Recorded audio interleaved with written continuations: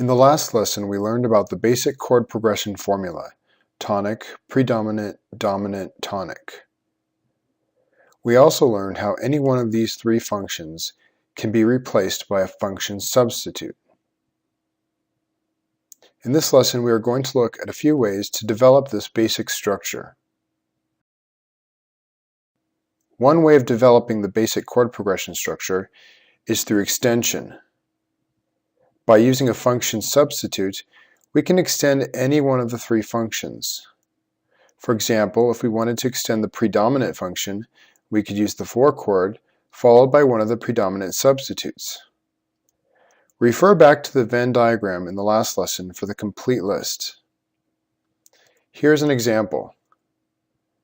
As you can see, the predominant function 4 has been extended by means of a predominant substitute, 6.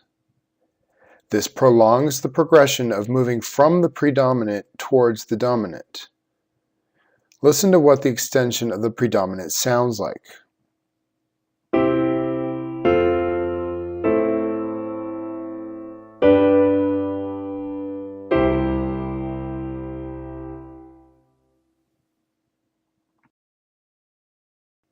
Here's an example that develops the chord progression by extending the dominant function.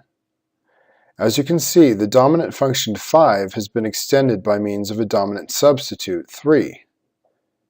This prolongs the progression of moving from the dominant towards the tonic.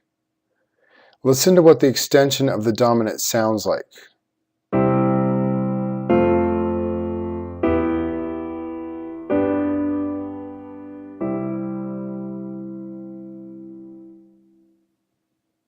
It is important to note that the function substitute can either precede or follow the normal function. It is also important to note that more than one function substitute can be used per function. In this example, 3 chords function as predominants. There is one predominant and 2 predominant substitutes. Listen to how this particular chord progression would sound.